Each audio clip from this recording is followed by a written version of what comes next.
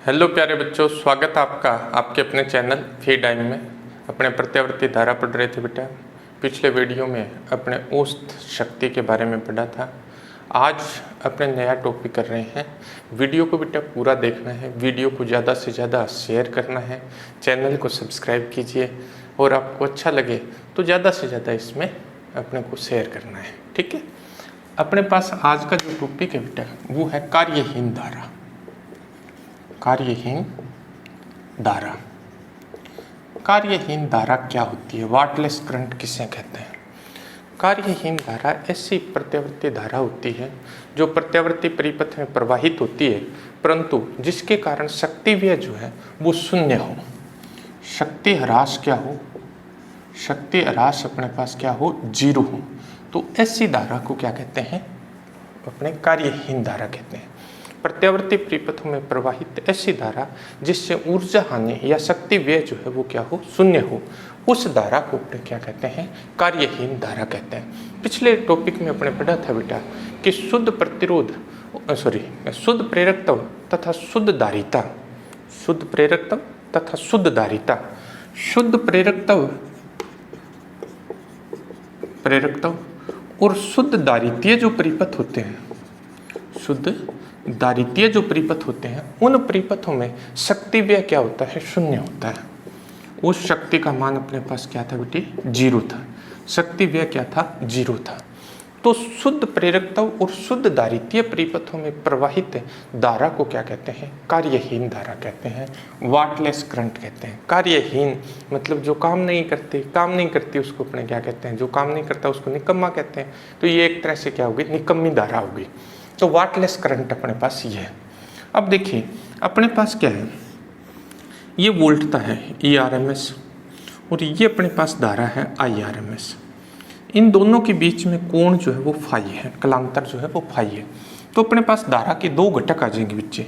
एक घटक अपने पास आ जाएगा IRMS, अपने पास साइन फाई आ जाएगा, और दूसरा अपने पास आ जाएगा IRMS cos phi, IRMS cos phi.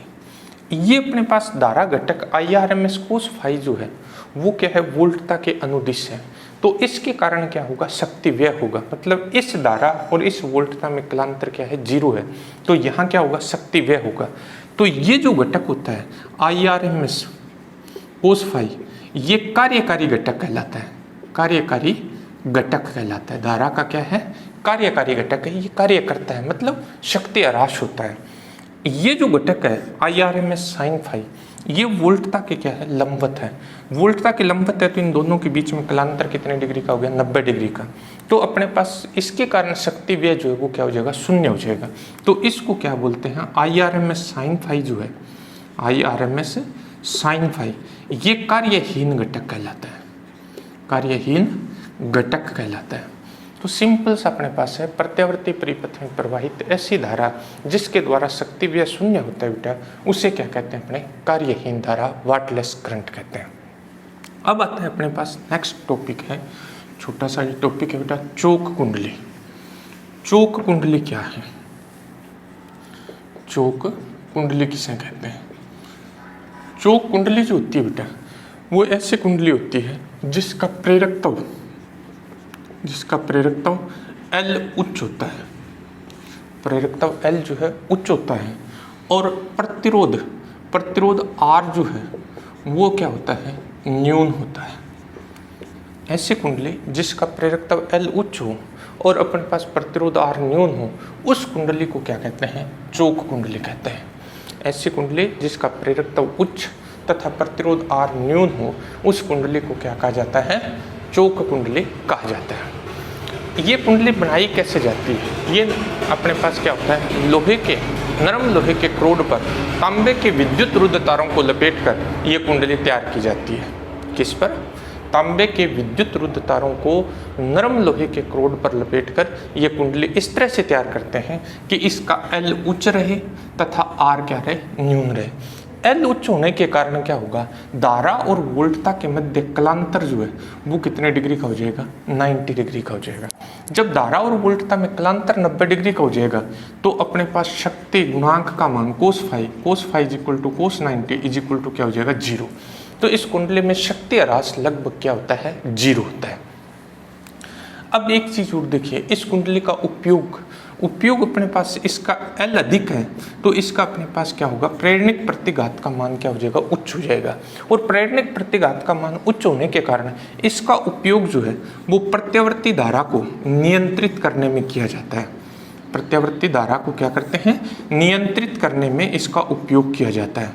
नियंत्रित करने में इसका उपयोग करेंगे और नियंत्रित करने में जब उपयोग करेंगे तो शक्ति ह्रास जो है वो बिल्कुल कम होता है।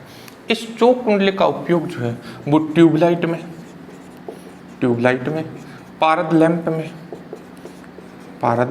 लैंप में, इनमें मरकरी लैंप जिसको अपने बोलते हैं, पारद लैंप मतलब मरकरी लैंप जो होते हैं उनके अंदर इसका उपयोग, ट्यूबलाइट में चौक होती है, चौक कुंडली का उपयोग ट्यूबलाइट में किया जाता है। हालांकि ये नहीं है कि इसमें शक्ति ह्रास होता ही नहीं है, लेकिन बहुत ही कम हो जाता है। इसके स्थान पर अगर प्रत्यावर्ती धारा को नियंत्रित करने के लिए अपने प्रतिरोध का उपयोग करें तो प्रतिरोध में क्या होती है, बहुत अधिक ऊष्मा की हानि होती है। ऊष्मा की हानि के रूप में ऊर्जा की हानि हो जाएगी। इसलिए ये जो ऑप्शन होता है यानी चौक कुंडली वाला ऑप्शन है, ये बेस्ट ऑप्शन होता है प्रत्यावर्ती धारा को नियंत्रित करने का। अब आता है बेटे अपने पास धातु संसूचक। धातु संसूचक, धातु संसूचक, ठीक है, मेटल डिटेक्टर जिसको बोलते हैं। संसूचक वो होता है, संसूचक शब्द का अर्थ होता है बेटा पता लगाना। इसका मतलब धातु का पता लगाने वाला। धातु संसूचक का मतलब है धातु का पता लगाने वाला। ये क्या होता है, ये प्रत्यावर्ती परिपथ की अनुनादी अवस्था का इसमें उपयोग किया जाता है। प्रत्यावर्ती परिपथ जो है, प्रत्यावर्ती परिपथ की अनुनादी अवस्था का इसके अंदर क्या करते हैं, उपयोग किया जाता है। ठीक है, प्रत्यावर्ती परिपथ का क्या करते हैं, प्रत्यावर्ती परिपथ की अनुनादी अवस्था का इसके अंदर उपयोग किया जाता है। धातु संसूचक आपने देखा होगा, अपने रेलवे स्टेशन पे जाते हैं तो रेलवे स्टेशन पे अपने को एक गेट में से, ऐसे एक दरवाजे में से निकलना पड़ता है। ठीक है, सिक्योरिटी के लिए ये होता है, ये एक दरवाजे में से अपने को गुजारा जाता है। इससे फायदा क्या होता है, इसका क्या तरीका है, ये वास्तव में क्या होता है, धातु संसूचक होता है। इसमें क्या होते हैं, तांबे की विद्युत रुद्ध तारों की कुंडली होती है। ये तांबे के विद्युत रुद्ध तारों की ऐसे इसमें क्या होती है, कुंडली होती है। और इस कुंडली का संबंध जो है वो क्या होता है, एक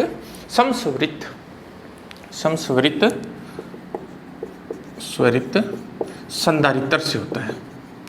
समस्वरित संधारित्र से होता है। जब कोई व्यक्ति इसमें से गुजरता है, यानी वास्तव में जब गुजरता है तो ये बहुत सारे तांबे के विद्युत रुद्ध तारों की कुंडली में से गुजरता है। जब कोई व्यक्ति इसमें से गुजरता है और अगर उसके पास कोई धातु है, यदि उस व्यक्ति के पास कोई धातु है तो क्या होगा, इस परिपथ की प्रतिबाधा जो है वो परिवर्तित होगी। प्रतिबाधा जो है वो क्या हो जाती है, परिवर्तित होती है। जब प्रतिबाधा परिवर्तित होगी तो इसमें से प्रवाहित धारा के मान में क्या होता है, परिवर्तन होता है। क्योंकि ये एक इलेक्ट्रॉनिक सर्किट से कनेक्ट है, तो उस इलेक्ट्रॉनिक सर्किट में जब धारा में परिवर्तन होता है तो उसके साथ क्या होता है, बीप संबंधित होता है, बीप बजने लग जाता है। पता लग जाता है कि कोई व्यक्ति जो इसमें से गुजरा है उसके पास किसी धातु की वस्तु है। तो इस तरह से धातु संसूचक जो है प्रत्यावर्ती परिपथ की अनुनादी अवस्था पर आधारित होता है। और ये आपने देखा भी है रेलवे स्टेशनों पे, मोस्टली अपने सभी रेलवे स्टेशनों पर इस तरह की व्यवस्थाएं होती है, ताकि कोई भी गुजर रहा है उसके पास कोई अवांछित धातु की वस्तु तो नहीं है, उसको चेक करने के लिए इसका उपयोग किया जाता है। तो ये था धातु संसूचक। अब आता है बेटा मोस्ट इम्पोर्टेंट टॉपिक है बेटे, transformer. Transformer most important topic है।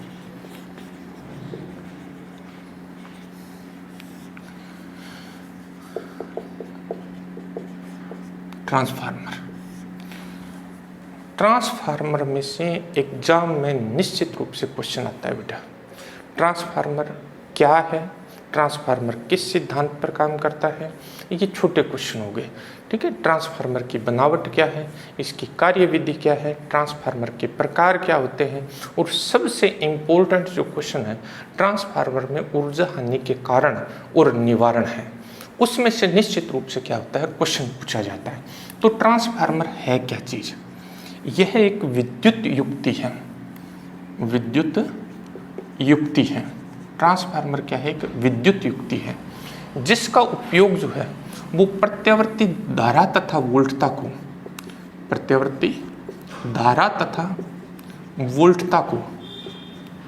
वोल्टता को परिवर्तित करने में किया जाता है। ट्रांसफार्मर एक विद्युत युक्ति है जिसका उपयोग प्रत्यावर्ती धारा तथा वोल्टता को परिवर्तित करने में किया जाता है। तो ट्रांसफार्मर क्या चीज़ है? ट्रांसफार्मर एक विद्युत युक्ति है जिसका उपयोग अपने किस में करते हैं? प्रत्यावर्ती धारा और वोल्टता को परिवर्तित करने में करते हैं।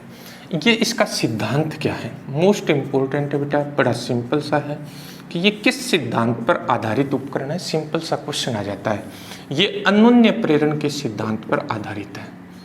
अन्योन्य प्रेरण के सिद्धांत पर आधारित उपकरण है, यानी ट्रांसफार्मर जो है वो अन्योन्य प्रेरण के सिद्धांत पर आधारित होता है। तो ट्रांसफार्मर क्या चीज़ है? एक विद्युत युक्ति है जिसका उपयोग जो है प्रत्यावर्ती धारा तथा वोल्टता को परिवर्तित करने में किया जाता है, और इसका सिद्धांत जो है वो क्या है? अन्योन्य प्रेरण का सिद्धांत है। अब अपने पास आता है कि ट्रांसफार्मर की बनावट क्या है। बनावट क्या होती है? ट्रांसफार्मर की बनावट क्या है? ट्रांसफार्मर में क्या करते हैं? नरम लोहे की आयताकार या वर्ताकार पत्तियां ली जाती है। ट्रांसफार्मर में नरम लोहे की आयताकार या वर्ताकार पत्तियों को एक के ऊपर एक रखकर इसका क्रोड तैयार करते हैं, जिसे पटलित क्रोड कहते हैं। ट्रांसफार्मर में क्या करते हैं? ट्रांसफार्मर में नरम लोहे की पत्तियों को, आयताकार भी हो सकती है वर्ताकार भी हो सकती है, अपने आयताकार के लिए कर रहे हैं, तो इस तरह से इन पत्तियों को एक के ऊपर एक रखकर ये क्या करते हैं? पटलित क्रोड, इसको बोलते हैं पटलित क्रोड इसमें तैयार किया जाता है।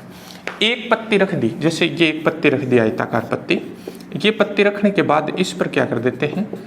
कुचालक पदार्थ का लेप कर दिया जाता है। कुचालक पदार्थ का लेप करने से क्या फायदा होता है? कि उसमें भंवर धारा उत्पन्न होती है, आगे पढ़ेंगे भी अपने। भंवर धारा उत्पन्न होती है, उस भंवर धारा की प्रबलता को कम कर दिया जाता है। फिर इस पर दूसरी पत्ती रखेंगे, दूसरी पत्ती रख के फिर लेप कर दिया जाता है, फिर तीसरी पत्ती रखेंगे, फिर लेप कर दिया जाता है।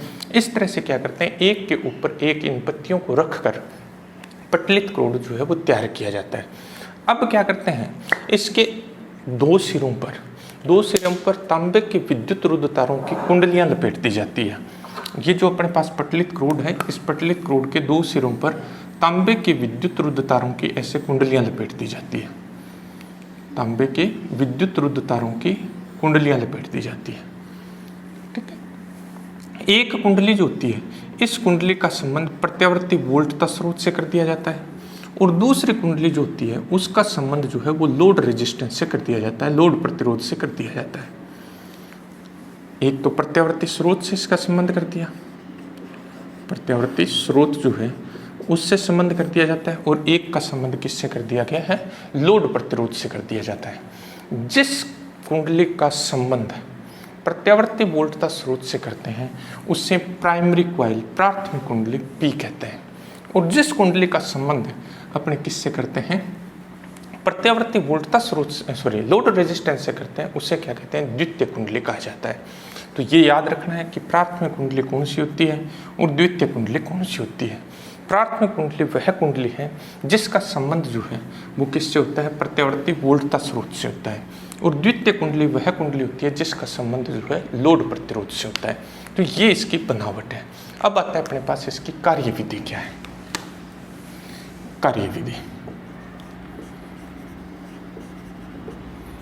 देखिए, जब अपने क्या करते हैं? प्राथमिक कुंडली में प्रत्यावर्ती धारा प्रवाहित करते हैं, तो प्रत्यावर्ती धारा का मान और दिशा जो है वो निरंतर क्या होते हैं? परिवर्तित होते हैं। प्रत्यावर्ती धारा का मान भी और दिशा भी निरंतर क्या होते रहते हैं? परिवर्तित होते रहते हैं। जब इनके मान और दिशा में निरंतर परिवर्तन होता है तो इस कुंडली से फ्लक्स संबद्ध हो जाता है।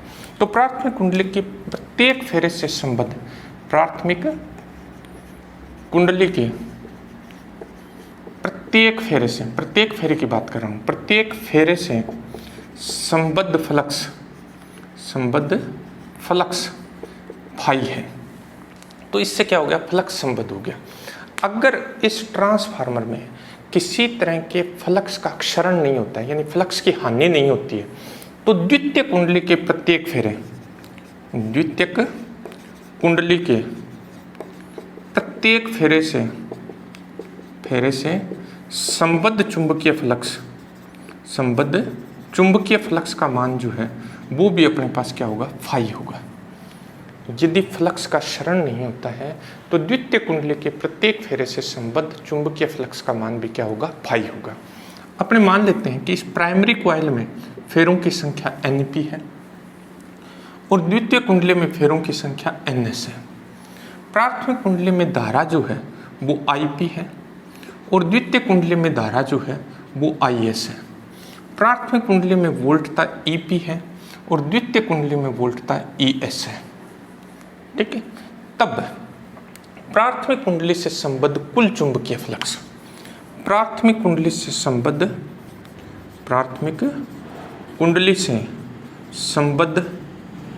कुल चुंबकीय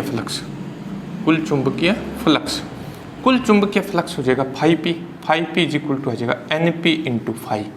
एक फेरे से संबद्ध चुंबकीय फ्लक्स का मान है फाई, फेरे कितने हैं, Np, तो Np फाई हो जाएगा। द्वितीय कुंडली से संबद्ध कुल चुंबकीय फ्लक्स ये हो जाएगा phi s is equal to अपने पास आ जाएगा Ns इंटू फाई। फाई प्रत्येक फेरे से संबद्ध चुंबकीय फ्लक्स है, Ns उसके अंदर क्या है, फेरों की संख्या है।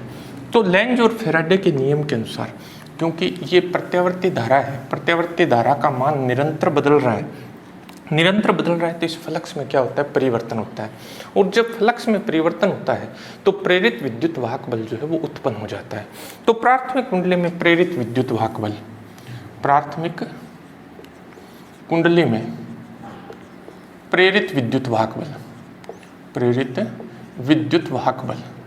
प्राथमिक कुंडली में प्रेरित विद्युत वाहक बल EP इज इक्वल टू आ जाएगा minus d phi p upon d t. Phi p का ये मान रख देते हैं तो EP इज इक्वल टू अपने पास आ जाएगा minus NP d phi upon d t. ये अपने पास आ गई समीकरण नंबर 1। द्वितीयक कुंडली में प्रेरित विद्युत वाहक बल, द्वितीय कुंडली में प्रेरित विद्युत वाहक बल अपने पास आ जाएगा ES इज इक्वल टू अपने पास आ जाएगा minus d phi s upon अपने पास क्या आ जाएगा DT। इस फाई एस का मान जो है वो यहाँ पुट कर दें तो अपने पास क्या आ जाएगा, अपने पास आ जाएगा ES इज इक्वल टू अपने पास आ जाएगा minus NS d phi upon DT। ये अपने पास क्या आ गया, दूसरी कुंडली में प्रेरित विद्युत वाहक बल का मान आ गया। समीकरण 1 में समीकरण 2 का भाग दे देते हैं। समीकरण 1 में जब समीकरण 2 का भाग देंगे तब अपने पास क्या आ जाएगा, समीकरण 1 भाग 2, 1 में जब 2 का भाग देंगे बच्चे तो अपने पास आ जाएगा EP बट्टा ES इज इक्वल टू, भाग देंगे तो अपने पास आ जाएगा NP बट्टा NS। ये बराबर होता है बेटा 1/k, ये बराबर क्या होता है 1/k। सिंपल सा यहाँ तक देखें एक बार, अपने को ये पता लग गया कि ट्रांसफार्मर की प्राथमिक कुंडली में प्रेरित विद्युत वाहक बल तथा द्वितीय कुंडली में प्रेरित विद्युत वाहक बल का जो अनुपात होता है वो इन कुंडलियों में फेरों की संख्या के अनुपात के बराबर होता है। के जो है, के ट्रांसफार्मर निष्पत्ति कहलाती है, ट्रांसफार्मर निष्पत्ति कहलाती है। ये एक्चुअल में के है क्या चीज़, NS बटा NP है, दूसरे कुंडली में फेरों की संख्या और प्राथमिक कुंडली में फेरों की संख्या का जो अनुपात होता है उसे क्या कहते हैं, ट्रांसफार्मर निष्पत्ति कहा जाता है। अब देखिए, प्राथमिक कुंडली में धारा IP, द्वितीय कुंडली में धारा IS है। अगर ट्रांसफार्मर आदर्श है, ट्रांसफार्मर कैसा ट्रांसफार्मर है, आदर्श ट्रांसफार्मर है, तो आदर्श ट्रांसफार्मर में शक्ति ह्रास नहीं होता। यदि ट्रांसफार्मर आदर्श है, ट्रांसफार्मर कैसा है, आदर्श ट्रांसफार्मर है, आदर्श ट्रांसफार्मर है, तो इसमें किसी तरह की शक्ति ह्रास नहीं होता। जब शक्ति ह्रास नहीं होता तो प्राइमरी कॉइल की शक्ति जो है वो अपने पास आ जाएगी IP EP और सेकेंडरी कॉइल की जो शक्ति है वो अपने पास क्या आ जाएगी IS ES। तब अपने पास आ जाएगा EP upon ES is equal to अपने पास आ जाएगा I s upon I p. समीकरण 3 से मान रख दें, e p upon e s का मान अपने समीकरण 3 से रख दें। E p upon e s का मान अपने पास है n p upon n s. देखिए ट्रांसफार्मर के लिए ये एक महत्वपूर्ण फॉर्मूला है। इसका मतलब ये हुआ कि प्राथमिक कुंडली में फेरों की संख्या प्राथमिक कुंडली में धारा और द्वितीय कुंडली में धारा का जो अनुपात होता है वो इनमें फेरों की संख्या के अनुपात के व्युत्क्रम के बराबर होता है। वोल्टताओं का अनुपात फेरों की संख्या के अनुपात के बराबर होता है, जबकि धारा का जो अनुपात होता है वो अपने पास फेरों की संख्या के अनुपात के व्युत्क्रम के बराबर होता है। ये अपने पास ट्रांसफार्मर के लिए एक महत्वपूर्ण फॉर्मूला हो गया। अब अपने पास इसका दूसरा जो महत्वपूर्ण फॉर्मूला है वो देखिए क्या है। अब अपने पास आता है ट्रांसफार्मर की दक्षता। ट्रांसफार्मर की दक्षता ये भी मोस्ट इंपॉर्टेंट है। Eta is equal to p out upon p in into 100%, निर्गत शक्ति बटा निवेशी शक्ति इंटू 100%। ये ट्रांसफार्मर की क्या कहलाती है? दक्षता कहलाती है। तो अपने पास क्या है ट्रांसफार्मर के लिए, देखिए ये दो फॉर्मूले सबसे महत्वपूर्ण हैं। जब भी न्यूमेरिकल आता है ट्रांसफार्मर से संबंधित तो इन्हीं दोनों फॉर्मूलों पर आधारित होगा। या तो अपने पास क्या होगा, ये फॉर्मूला यूज होगा या ये यूज होगा या दोनों यूज होंगे। तो अपने पास ट्रांसफार्मर में ट्रांसफार्मर से संबंधित जो भी न्यूमेरिकल आना है वो न्यूमेरिकल इन दोनों फॉर्मूलों पर आधारित होगा। तो मोस्ट इंपॉर्टेंट है ये फॉर्मूला। अब आता है अपने पास ट्रांसफार्मर के प्रकार, types of transformer. Types of transformer में इस फॉर्मूले को अपने दोबारा लिख लेते हैं। अपने पास क्या था, e p upon e s is equal to अपने पास था I s upon I p is equal to अपने पास था n p upon n s. तो ट्रांसफार्मर के टाइप क्या है? Types of transformer. Types of transformer. Types of transformer में अपने पास दो टाइप के ट्रांसफार्मर होते हैं, दो तरह के ट्रांसफार्मर हैं। पहला अपने पास है ऊंचाई ट्रांसफार्मर। ऊंचाई ट्रांसफार्मर। ऊंचाई ट्रांसफार्मर अपने इसी फॉर्मूले से पढ़ते हैं इस ट्रांसफार्मर को। यदि n p less than n s हो तो इस फॉर्मूले से अपने पास क्या जाएगा, n p less than n s है तो ई पी जो है लेस देन हो जाएगा किससे, ई एस, और आई पी जो है वो ग्रेटर देन हो जाएगा आई एस। तो ऐसा ट्रांसफार्मर जो क्या कर देता है, निर्गत वोल्टता को बढ़ा देता है और निर्गत धारा को कम कर देता है। तो निर्गत वोल्टता जो होती है, निर्गत वोल्टता को क्या कर देता है, ये उच्च कर देता है। ऐसा ट्रांसफार्मर जो निर्गत वोल्टता को क्या कर दे, बढ़ा दे, निर्गत धारा को निम्न कर देता है। तो ऐसा ट्रांसफार्मर जो क्या करता है, जिसकी द्वितीय कुंडली में फेरों की संख्या जो है वो प्राथमिक कुंडली में फेरों की संख्या से अधिक होती है, तथा जो निर्गत वोल्टता को निवेशी वोल्टता की तुलना में बढ़ा देता है, जबकि निर्गत धारा को निवेशी धारा की तुलना में कम कर देता है, ऐसा ट्रांसफार्मर जो होता है वो क्या कहलाता है, ऊंचाई ट्रांसफार्मर कहलाता है। ऐसा ट्रांसफार्मर क्या कहलाता है, ऊंचाई ट्रांसफार्मर। इस ट्रांसफार्मर को क्या कहेंगे, अपने ऊंचाई ट्रांसफार्मर कहेंगे। तो अपने पास ये ट्रांसफार्मर कहाँ यूज होता है, मोस्टली ये ट्रांसफार्मर जो है वो पावर हाउस में यूज होता है। पावर हाउस में यूज किया जाता है। पावर हाउस में क्या कर देते हैं, निर्गत वोल्टता को बढ़ा देते हैं, निर्गत धारा को कम कर देते हैं और फिर विद्युत का संचरण किया जाता है। एक स्थान से दूसरे स्थान पर विद्युत का संचरण करने के लिए ऐसा करते हैं, क्योंकि धारा कम होगी तो ऊर्जा की हानि क्या हो जाती है, कम हो जाती है। तो कम ऊर्जा हानि के लिए इन ट्रांसफार्मरों का उपयोग करके निर्गत वोल्टता को अपने बढ़ाकर फिर विद्युत का क्या करते हैं, संचरण करते हैं। तो ये था अपने पास ऊंचाई ट्रांसफार्मर। दूसरा अपने पास है अपचाई ट्रांसफार्मर। अपचाई ट्रांसफार्मर क्या होता है, उसी फॉर्मूले से करेंगे अपने। यदि अपने पास एनपी अपने पास क्या है, ग्रेटर देन है किससे, एनएस से, तो अपने पास ईपी ग्रेटर देन आ जाएगा ईएस, और आईपी जो है वो अपने पास लेस देन आ जाएगा आईएस। तो ऐसा ट्रांसफार्मर जिसकी प्राथमिक कुंडली में फेरों की संख्या द्वितीय कुंडली में फेरों की संख्या से अधिक होती है, जो निर्गत वोल्टता को निवेशी वोल्टता की तुलना में कम कर देता है, परंतु निर्गत धारा को निवेशी धारा की तुलना में बढ़ा देता है, उस ट्रांसफार्मर को क्या कहते हैं? अपचायी ट्रांसफार्मर कहते हैं। ये क्या करता है? निर्गत वोल्टता को क्या कर देता है? निम्न कर देता है, और निर्गत धारा को उच्च कर देता है। निर्गत धारा को क्या कर देता है? उच्च कर देता है। तो ऐसा ट्रांसफार्मर जिसकी प्राथमिक कुंडली में फेरों की संख्या द्वितीय कुंडली में फेरों की संख्या से अधिक होती है, वो क्या करता है? निर्गत वोल्टता को निवेशी वोल्टता की तुलना में कम कर देता है और निर्गत धारा को निवेशी धारा की तुलना में बढ़ा देता है। ऐसे ट्रांसफार्मर को क्या कहते हैं? अपचायी ट्रांसफार्मर कहते हैं।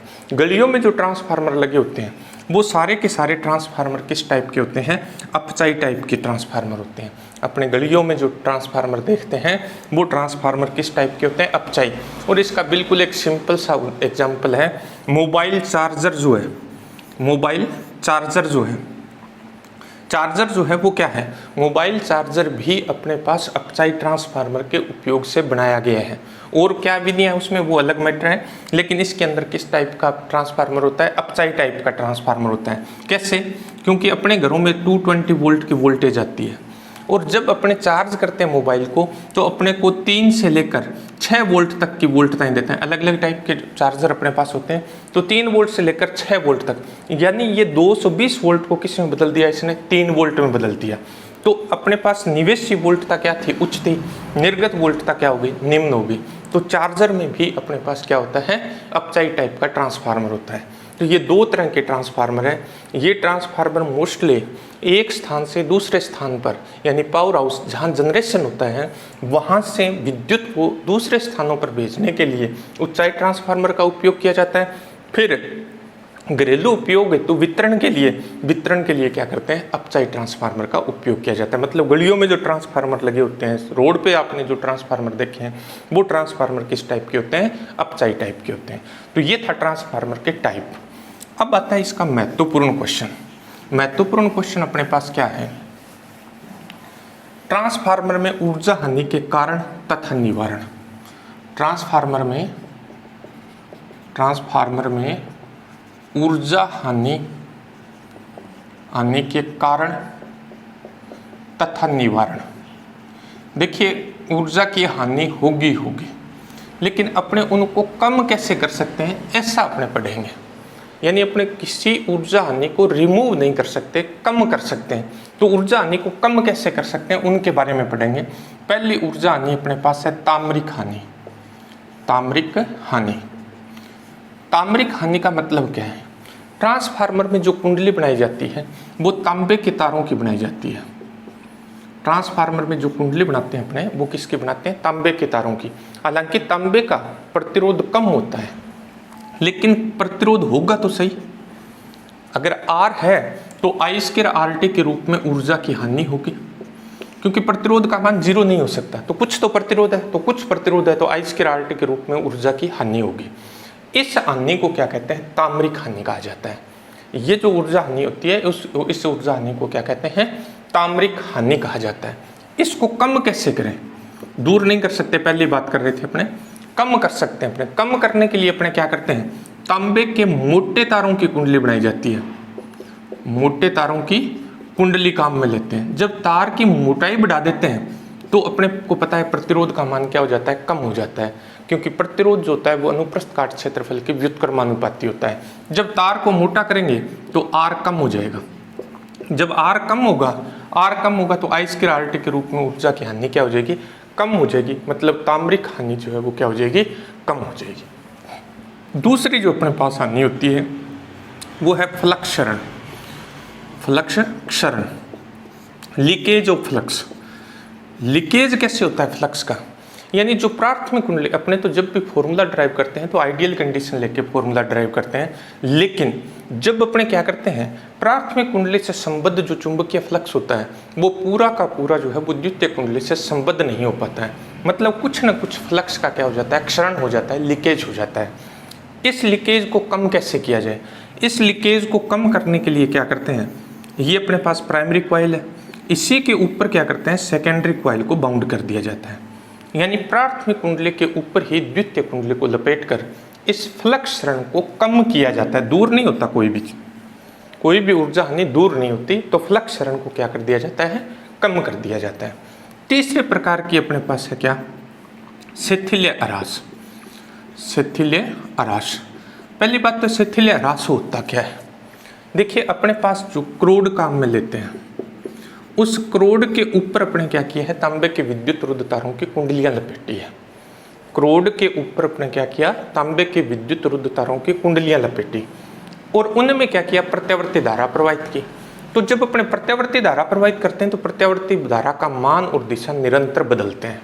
जब प्रत्यावर्ती धारा का मान और दिशा निरंतर बदलते हैं तो ये क्रोड बार बार चुंबकित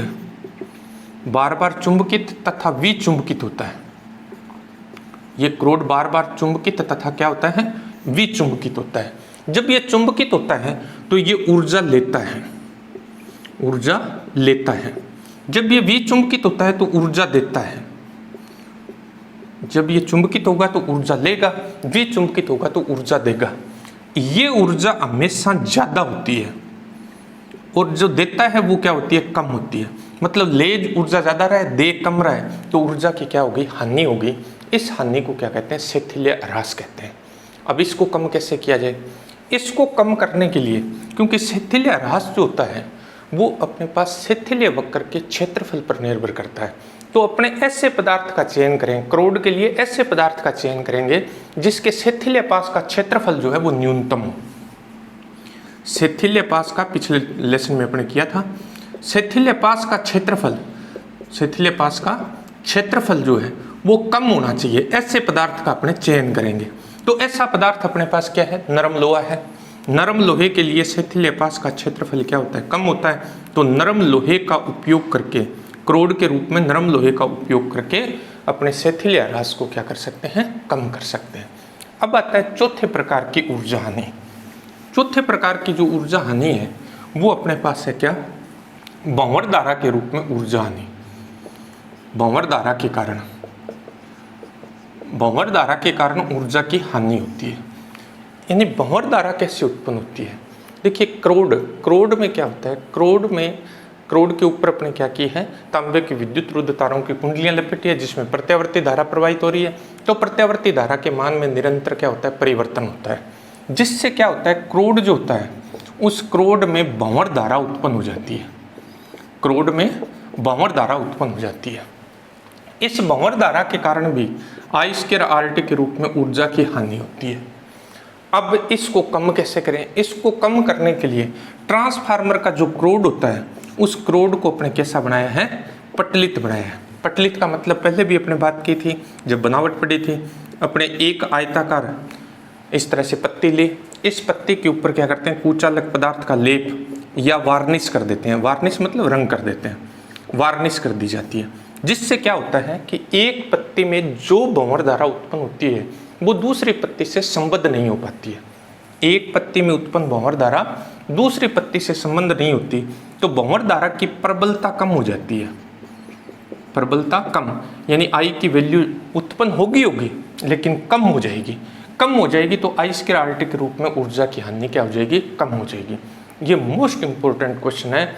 ये इतना ही क्वेश्चन जो है वो 2 नंबर का बोर्ड में कई बार पूछा गया है कि ट्रांसफार्मर में ऊर्जा हानि के कारण क्या है और उनके निवारण क्या है। तो अच्छी तरह से इस क्वेश्चन को अपने को करना है।